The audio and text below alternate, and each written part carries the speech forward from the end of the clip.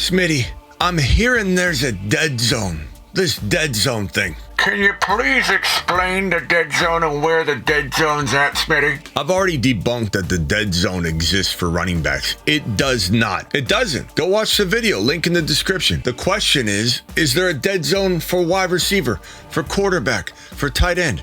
I'll tell you right now, I haven't even looked into the wide receivers too much, but we draft a lot, so I kind of already know the answer to this. But I don't believe there's going to be anything but dry spots at any position. Why? Because this is the deepest we've seen every position, QB, running back, wide receiver, tight end, in my 23 years of doing this professionally. I've seen the running back die. The running back died. Not this most recent time. When Zeke Elliott was coming out of college, right before that, people said the running back was going to die. The running back didn't die. It got rejuvenated. Then 2 years ago, 3 years ago, people said the running back's going to die. The NFL's going to always have two backs now, Smitty. And I said, just wait. Everything's a cycle. I've been doing this so long. I've seen those cycles come and go. I know that a Bijan is going to emerge, that a Gibbs will emerge. Now, granted, these guys catch more footballs than ever before, which is great. That means the Gibbs, Achane, every single top running back in the National Football League becomes a morphed wide receiver running back combo. That's great for PPR. There's no, non-PPR is so much different than PPR. Right now, it's kind of all relative, and that's what's great about the evolution of the running back. But at the same time, the workhorse is not dead.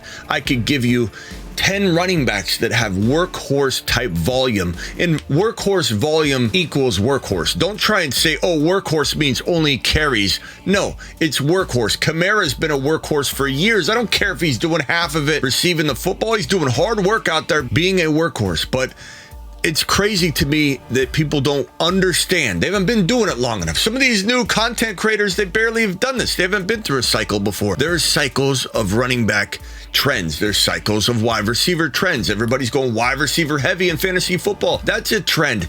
Guess what the trend's going to be next year, or maybe the next year, but probably next year? Running back. And we're doing that trend now. We're the ones conducting the train on the workhorse running back 2024 because we're going against traffic. But in that, you have concerns about wide receiver depth, right? Where are you going with this, Smitty? Let me tell you, everybody's consuming wide receiver at the top of drafts, especially in best ball. But even in non-best ball, people are trained and conditioned from best ball to carry it over to redraft, and then they draft nothing but WRs, leaving the wide receiver pool decimated, right? Wrong. Because the wide receiver position is deeper than people believe it to be. The running back position is deeper than people believe it to be. That's why in round 6, 7, I had somebody arguing with me in the comments about how round 6 and 7 is a dead zone. I'm like, bro, that's the least dead zone you'll find. You have Zamir Whites and Connors and Bensons and Najees and Warrens, running backs to the moon, the rafters over in round 5, 6, 7. And I think we're going to find the same thing with wide receivers. The difference between me and other people is I believe in a lot of unproven players, and that's my nature. Bold predictions, putting my money where my mouth is, banking on the next Tank Dell, banking on guys like Keon Coleman, banking on a resurgence of McLaurin, like we saw DJ Moore resurge when he got Justin Fields, and we knew DJ Moore could be that good. I don't love him this year in a crowded room, but he's not awful, but I don't love his ADP. McLaurin's this year's version of when DJ Moore popped off after getting Justin Fields. He's about to get one of the best passers, up-and-coming passers, not just a runner, one of the best up-and-coming passers in the National Football League in JD5. There are so many hidden gem talents at wide receiver. Let's find out together, because I haven't done this yet. I do everything pretty much live, on the fly, digest it in front of you, because that's better for you. I don't want to script anything out. I have no idea if I'm going to feel differently at the end of this video. My initial assessment is there will be no dead zone for wide receivers. I do feel like there could be some drier spots that you either believe in the talent in the dry zone or you don't. The Fantasy Football Show Dead Zone Wide Receivers edition begins right now. From the FantasyFootballShow.com studios, it's the Fantasy Football Show. All right, so there's no need to discuss round 1. We don't need to talk about how there's a dead zone in round 1. We have some of the most reliable, amazing wide receivers in football. to grab in round 1. In fact, it's such a tough call to say, hey, do I take a wide receiver or do I go with Bijan? Do I go with Hall? Are we going to like the wide receivers we get in round 2? There's no reason whatsoever to be doubting any of these guys. I don't even need to put all of them on the list. You know who they are. Tyreek Hill, Jamar Chase, Puka Nacua, the list goes on and on and on. The question will be, does one of these guys fall into your round 2 because your league doesn't draft as heavy wide receiver? I mean, it's loaded. It's loaded. Even Garrett Wilson. So he kind of, depending on best ball, non-best ball, could float in that 12-13. He could fall into round number 2, Garrett Wilson. London's a guy that goes in round number 2, and he's a great player to grab there. There's no dead zone in round 2. I think Nico, who goes in round 2-3, is a player that I like, but I don't like to draft him that high, but he consumes round. We'll put him at the top of round 3. We'll put Cooper Kupp in round 3. There's no dead zone anywhere in the top 3 rounds. I just want to make sure we're accounting for everybody and throwing them on screen here so everybody sees that. And this is for really best ball and non-best ball at this point. I'll definitely make distinctions between the two as we go, but this is kind of like, I'm throwing everybody I can onto the board. Neighbors going in the 2-3 territory. 2's too early, but he is a 3rd round receiver waiting for the taking there. Cooper Kupp I put in round 3 already. We've got Marvin Harrison Jr. in round number 2. He's a fantastic round 2 receiver. I don't want to hear round 2 is dry. I hear that often. Ayuk kind of goes in round 3 right now. A new deal would change that. Maybe not, but we'll put him in round 3. And I'm not really ordering this. I'm just kind of throwing them in like a bucket, right? So Flowers goes kind of in round 4. Not my favorite round 4 wide receiver. Some people even take him in 3, which is crazy. But he's definitely a receiver to grab in round 4. Harrison is a perfect round 2 player. Again, Puka can fall at the 2-3 turn. So the round 2 talent pool is huge. In Debo, especially in non-best ball, the round 2 talent pool is huge. In best ball, it gets a little drier, you could say, but you're still getting Olave, Debo, Harrison, London. It's still very rich inside round number 2. If I forget anybody, it's not that I'm trying to leave them out. I'm just trying to roll as fast as I can. Like AJ Brown clearly goes in round 1. Tyreek Hill clearly goes in round 1. I don't want it to get so cluttered. I'll kind of probably clear this out in a second that you guys can't concentrate or focus on what the hell I'm trying to talk about or accomplish here. But basically, just know that we're talking about all of these guys. Devontae Adams goes in 2. I don't like him in 2, but he goes in 2. He's definitely a round 2 wide receiver. So without putting a couple other obvious names on, you get the hint. We're good on round 1, 2, 3, right? Even Waddle in round number 3. So assuming it's plentiful in round 1, 2, and 3, and I can say that with absolute confidence. Redraft, best ball, doesn't matter. Dynasty. This isn't going to be Dynasty geared, but I just want you to know round 1, 2, 3 loaded. And Cooper Kupp can dance in the 3, 4, depending on if it's best ball, non-best ball. So know that he's a potential option, but we're going to go ahead and put Cooper Kupp aside and assume he's a round 3 guy. So we had Zay Flowers in that 4th round earlier, so we're going to put him back right there. We've got a guy like Devontae Smith who goes in round 4. He's fantastic. We got DK who goes in round 3, round 4.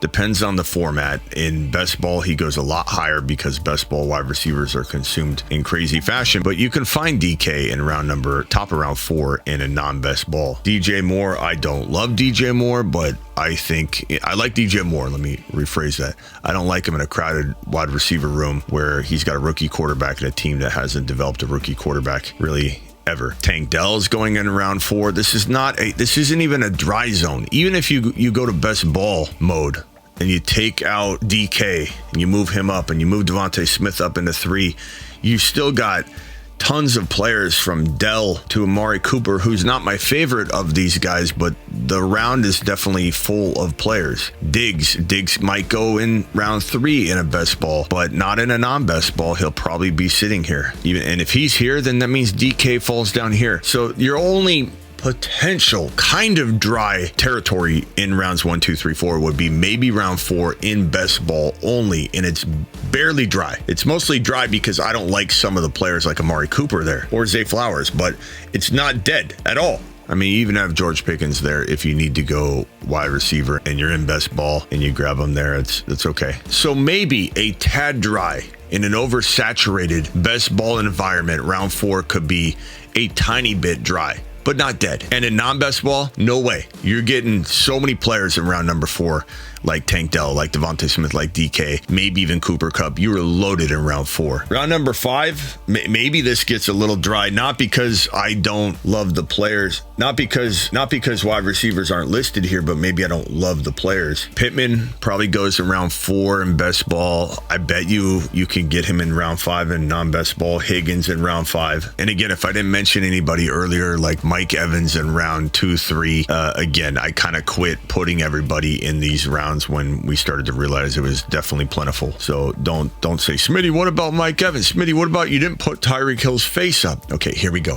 For those that just wanted to see it, here you go, Tyreek Hill. Now, we got news today that Hopkins got injured his knee, and is going to be missing some time. And he probably will not be playing week 1, and who knows how long he'll be out. Doesn't sound season ending, but it sounds like multiple 4 to 6 week type of thing. So Calvin Ridley is going to climb up probably into round 5 pretty easily in most formats. I mean, Ridley's going to have nice value, and he could get potentially overdrafted even. I don't know. We'll have to see where he climbs to, but you've got Ridley in this territory. Who did I say? T. Higgins. We got to put T. Higgins in here. Again, not my favorite group of wide receivers, but it's not dead. There's a lot of wide receivers available to be had in a round 5 territory. T. Higgins, Christian Kirk. I don't love Kirk. Hollywood Brown, Terry McLaurin. Where did I put Scary Terry? I love Terry McLaurin this year. I think he's going to go crazy with Jaden Daniels. So he's in round 5. And this could go for best ball, non-best ball. I think you're still going to find more players in round 5, like maybe Adele falls in your grandma league. Maybe, I don't know, someone like that could fall. So this is like almost worst case scenario in non-best ball, and this is certainly fitting for best ball. I'm looking at 2 best ball drafts side by side here. Hollywood Brown, Xavier Worthy might climb into this territory, I think, with all the hype going on. Chris Godwin, Jaden Reed, and Christian Watson could climb up into this territory, but those guys all feel like they're around 6'2", so we're borrowing some of those players for both of these rounds. I'm going to put them kind of at the turn probably, because Reed goes in round 5 and round 6. So I don't think it's a dry motion detected at the front door or dead zone in round 5 or 6, but we are borrowing players and overlapping them on these rounds. So could one of these round 5 or round 6 rounds get dry if a lot of these guys went in round 5 versus round 6? Yeah, I suppose, but I don't think Jamo's gonna have a good year. He's been climbing and skyrocketing up ADP boards. Ridley, again, because of the injury to DeAndre Hopkins. Hollywood Brown is definitely in the mix here.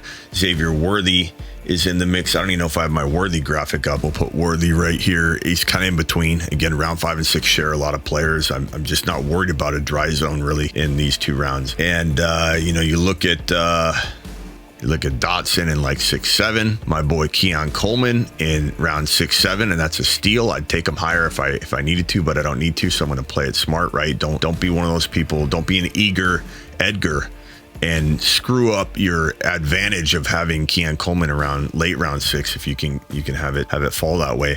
I mean, there's so many players, guys. I don't even know. There's no dead zone. Watson is forgive me for not putting Bengal Orange. Watson in here. We got T. Higgins already, Keenan Allen, Rashee Rice. I mean, look, Worthy, Rice, Hollywood Brown. They're all, you don't know Mahomes is going to go crazy. That's why he's the best pick in fantasy. I don't know how many times I got to scream that. I don't know how many videos I got to make to convince people to buy into the Mahomes hype this year. Brian Thomas Jr. There's no dead zone, guys. There's no dead zone. There's no dead zone. There's no dry zone. There's maybe a touch of a dry zone in 4, maybe in best ball only. Not in non-best ball. And maybe in round 5 or 6, if we load up one of those rounds with too many of these guys that overlap, maybe a little bit of a dry zone in best ball and non-best ball in one of round 5 or 6. What I'm talking about, barely and maybe not. There's no dead zone. And I've told you who I kind of like and don't like in some of these rounds. If I'm going to go and pick one player from each of these rounds, who's my favorite pick? Round 1, I don't know if I'm even gonna pick somebody, because Lamb, Hill, Jamar Chase, I don't think there's a way to. Yeah, I would say, look, Lamb and Chase are in holdout mode, injury risk, but Tyreek Hill is getting older. I feel like maybe all their injury risk is tied right now. You know what I mean? Maybe Hill is the safest guy. Maybe I do put Hill right now, today, which is August 1, and it could change tomorrow. I reserve the right. My favorite pick is Tyreek Hill. My favorite pick in round number 2 is going to be by far and away. And I might cheat here and give you 3 options and kind of rank them. By far and away, my favorite pick in this round is Marvin Harrison Jr. in round 2. And I just think he's going to have a record-breaking rookie touchdown year, or one of the highest scoring touchdown years for a rookie. So like 14, 15, 16 touchdowns, but capable of beating Randy Moss's touchdown record. This guy could have that many touchdowns as a rookie. Kyler's going to target him like mad. I love London in round 2. He's becoming a favorite of mine. And maybe my number 2, maybe London's my 3rd ranked. My number 2 second round favorite player to grab is Deebo Samuel. Ayuk has got a higher risk of injury now that he's held out as long as he has. Even if he signs today or tomorrow, and that there's kind of like buzz that they could be talking a little bit closer in their contract negotiations. But Deebo's been on fire in camp, and he's got a huge advantage right now. So these are my 3 favorite picks, and I'm going to put Deebo second. I could even put Deebo first in the second round as far as my favorite picks. But there's that. My favorite 3rd round pick, man, obviously if Deebo fell, he would be my favorite 3rd round pick. But I'd probably say my favorite 3rd round pick is looking like either Cooper Kupp, and Drake London sometimes falls there, so obviously know that. But I'd probably say, damn, this is close. Because Tank Dell falls into round 4 so often, I'm not going to use Tank Dell for the 3rd round pick, but he could be that guy. I'm going to put him in the 4th round pick. 3rd round pick, I'm going to say my favorite 3rd round pick is probably going to be either Devontae Smith, or we're going to roll with maybe I think DK Metcalf. And he does not always fall, but when he does, it's glorious. And I'm going to put DK Metcalf in the top spot in round number 3. I mean, Cooper Kupp, I'll probably put DK and Cooper Kupp together. I think they're both very, very solid 3rd round picks. I think Kupp could win a league if he even remotely returns to form. And keep in mind, Kupp beat out Puka Nacua, missing all the games that Kupp missed out. I'm not talking about per start. I'm talking about on the season. Cooper Kupp had more red zone targets, receptions, and touchdowns, and he didn't play a handful of games. So he is the number 1 wide receiver in the offense when he's on the field. So Kupp and Metcalf, I might even put Kupp ahead of Metcalf. So I'd say these are my favorite 3rd round players. Tank Dell's my favorite 4th round players from the wide receiver pool anyway. I think Worthy is becoming my favorite 5-6 round player. Maybe Ridley gets in there now that Hopkins is injured. Pardon the interruption real quickly. We just did a video on reacting to the the Hopkins injury situation, and it kind of changed my direction on Ridley, and I'm not liking 5th round value. So go watch that. The link's in the description of the video. And also, you can just go find the Hopkins video, 1 video back, or 2 videos back probably, but go watch that to get potentially my feel on the Ridley situation, because I threw him at 5 right now, but I'm changing my tune, and I wanted to interject real quickly as I'm editing this video. Not liking Ridley in 5. I'm not. There's too many other good players, but wanted to interject. And I think, man, if I pull all these back, I'll probably say Keon Coleman's my favorite 6th round pick by far. I love Jameson a little bit. Dotson and Watson for 7. Yeah, that's it. Glory, I tell you. There is no dead zone for wide receivers. I'm here to decide. I'm the judge, the jury, and the executioner here on the channel when it comes to these types of topics here on Fantasy Football Court. And I say there's no dead zone in redraft or best ball for wide receivers in 2024.